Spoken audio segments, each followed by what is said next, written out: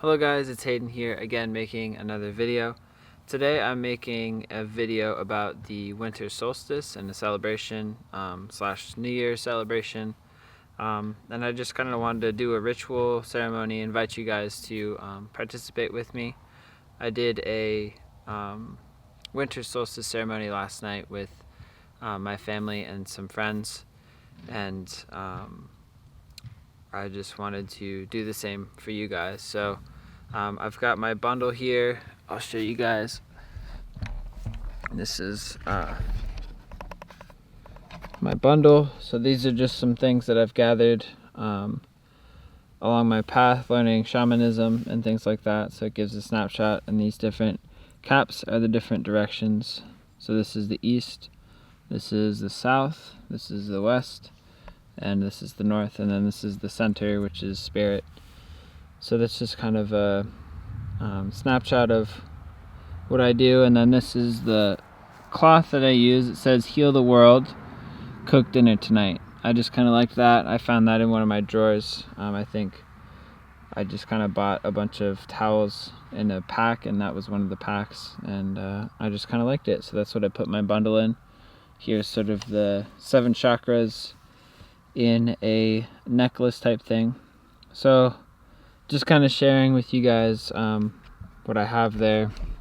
I also have if I can flip this over here, I also have a medicine pouch on my neck right now. It's underneath my shirt. I'll pull it out for you so you guys can see it. So I actually made this myself. It's just a medicine pouch. It's mostly just a reminder for me. I usually wear this when I do ceremonies or if I'm working with somebody in shamanism and stuff. So that's the 4 directions right there, and then purple in the middle and red in the middle. Red is traditionally in the middle, and then purple is my favorite color, and that's what my blanket is as well. So just kind of sharing that with you guys. So the solstice. The solstice is basically the point where the sun is the lowest in the sky for the northern hemisphere. And if you don't understand how it sort of works or why it happens, basically what happens is the Earth is on a 23.5 degree tilt. So as we orbit around the sun, basically the angle at which we face the sun changes, because we stay like this, the sun's right here. So if we come over here, the angle to which the sun reaches the Earth on the northern hemisphere is much lower, but if the Earth turns, then the sun actually gives more light to the southern hemisphere. But if we go on this side, then the north gets more light versus the southern hemisphere gets less light. So that's basically what the solstice is the lowest point that the sun is in the sky for the northern, and the highest point in the sky for the southern hemisphere. So the reason that a lot of cultures celebrated this event is because it's the return of spring, it's the return of the sun rising again, so the sun's getting lower in the sky for the northern hemisphere. And that brings a lot of different things, including cold weather, a different kind of season. It's also could mark the change of the year, like the new year for a lot of traditions, I guess, or the half point in the year, depending on which year they celebrate, if it's the summer year or the winter year, if you guys follow me or not. So yeah, that's why it's kind of a celebration for most people in traditional cultures. So it's nothing like voodoo nothing wrong with voodoo, but like it's not anything like weird or spooky. It's just a physical phenomenon that happens every year, and so that's a point, a celebration, a turning point. So the point at which the sun is lowest in the sky can be a good point for reflection. It can be a good point for reflecting on the past year and thinking about what we want to do moving forward. And so that's kind of what we're going to do here today. So we're going to start it off by thanking the 4 directions. And that's just something that I've learned from my teacher. It's a good way to sort of bring ourselves into the space and connect ourselves with nature a little bit more. So the west door is usually where we start with. The west is the ancestors. So I'm going to light some sage here to thank them. Just as part of the ceremony. A lot of ritual and things like that, like things when you see ritual and ceremony, it's just a physical way of creating some kind of important event. There's an importance with the physical aspect because that's where we live. So doing something physical to recognize parts of ourselves or to create space for something can be really helpful for our egos, for our minds to let go and to focus on the task at hand. So I'm just cleaning myself off real quick with some sage, helping me to come into the space as well. So we want to thank the West for the ancestors for guiding us to where we are today. Without the ancestors, we wouldn't be where we are today. I would not exist without my parents, without my grandparents, and the generations continue. So I'm grateful to them for the knowledge and wisdom that they gave us as well.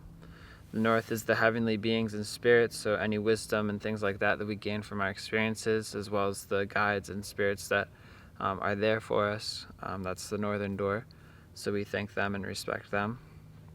The East is the future, what's to come, the next generation, any sort of wishes or desires or things that we're looking forward to accomplishing, to learning, to growing. That's the East door, that's the condor and the eagle.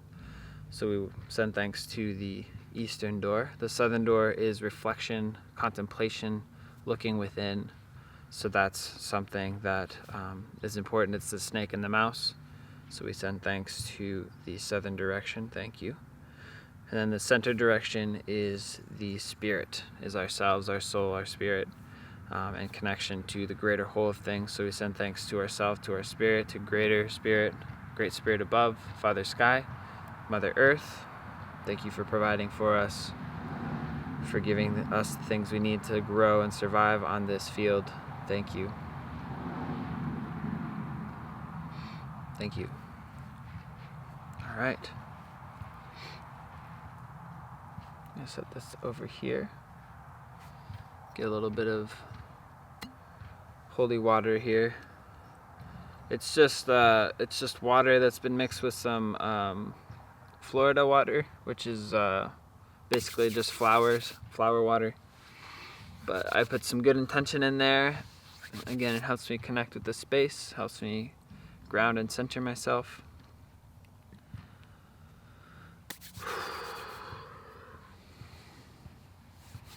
And if you have your own ceremony, if you have your own ritual to help you ground and center yourself and bring you into a sacred space, then this is the time to do that, to get yourself where you want to be.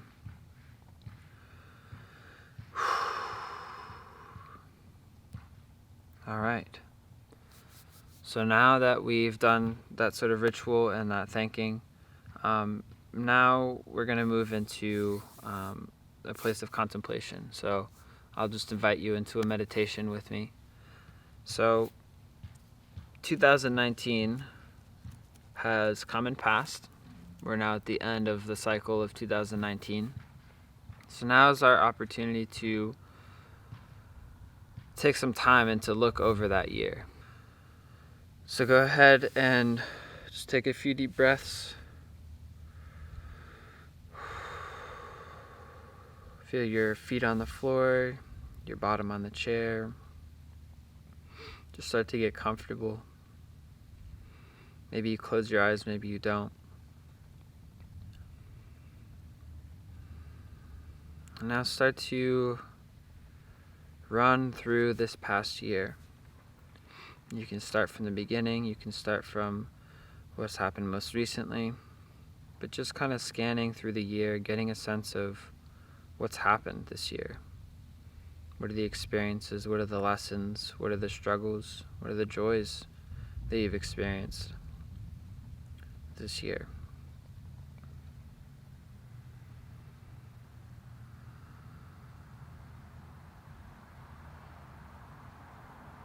Just know that you can go at your own pace. You don't have to rush through this. You can Just take your time.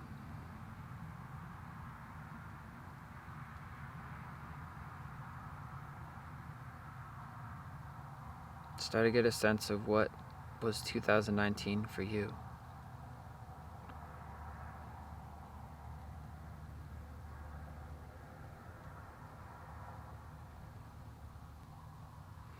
So once you kind of get a sense of the different things, and if you need more time, you can always pause the video.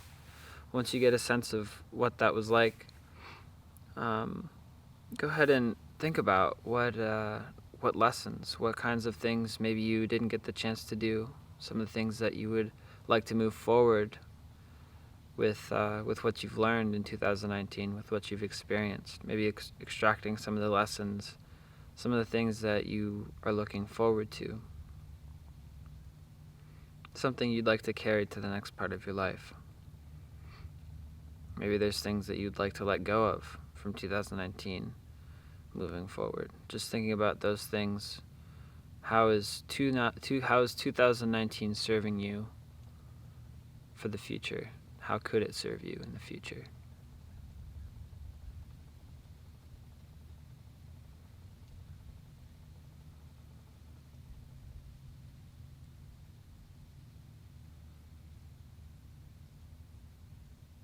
All right.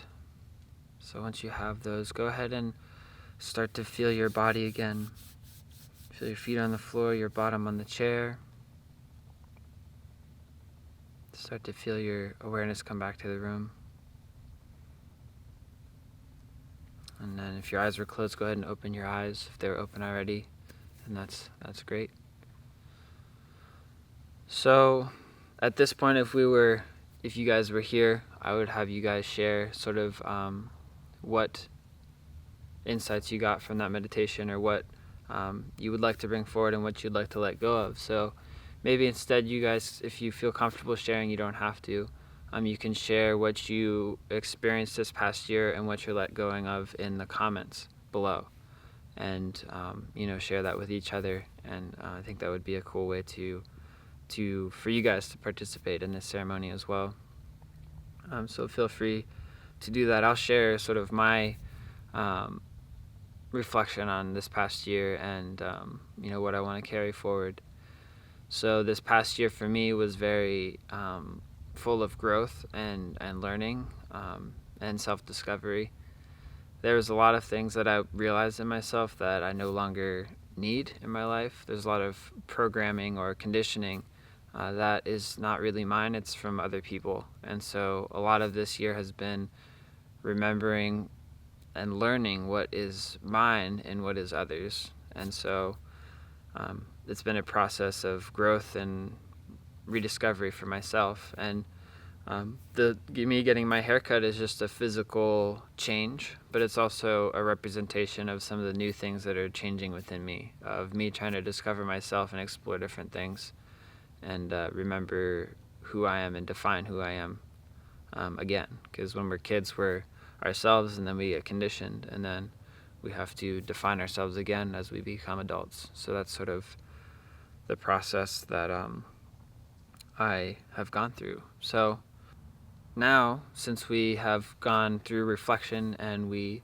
are thinking about what we'd like to carry forward with us, I'm going to pull some cards.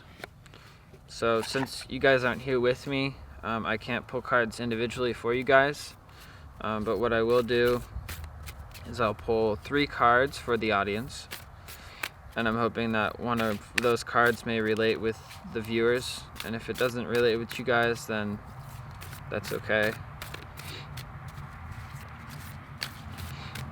And then I'll pull a card for myself as well. I had a card last night. It was Choose Your Path. So a lot of what I'm trying to do right now is search for what direction I want to go in next.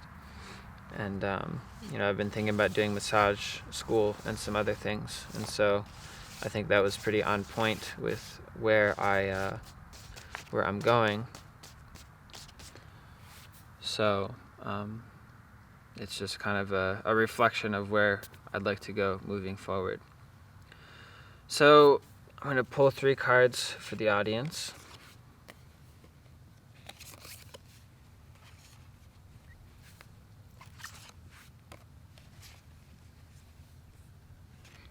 There's a group of 2 cards together, and then there's 1 card here.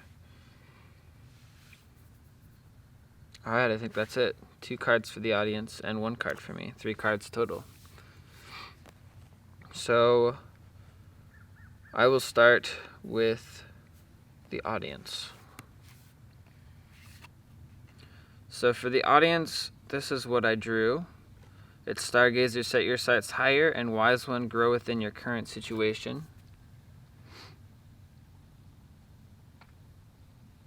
So these are pretty good cards actually for a generic read, because they're both they can both be applied to general looking forward to the future and becoming more true to yourself.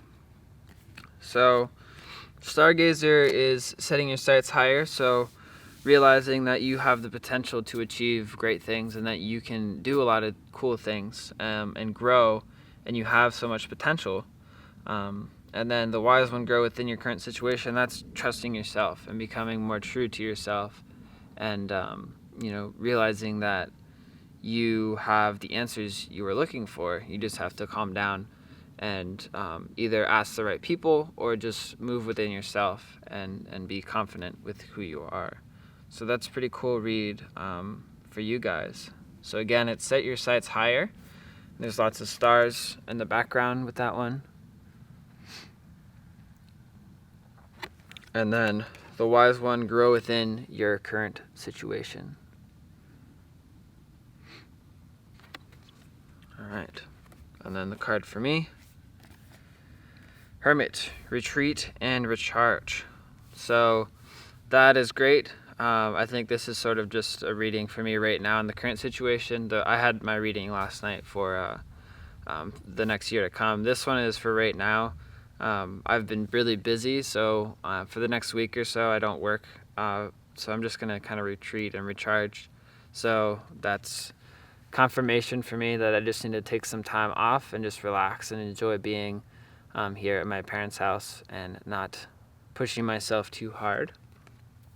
So that's good confirmation right there.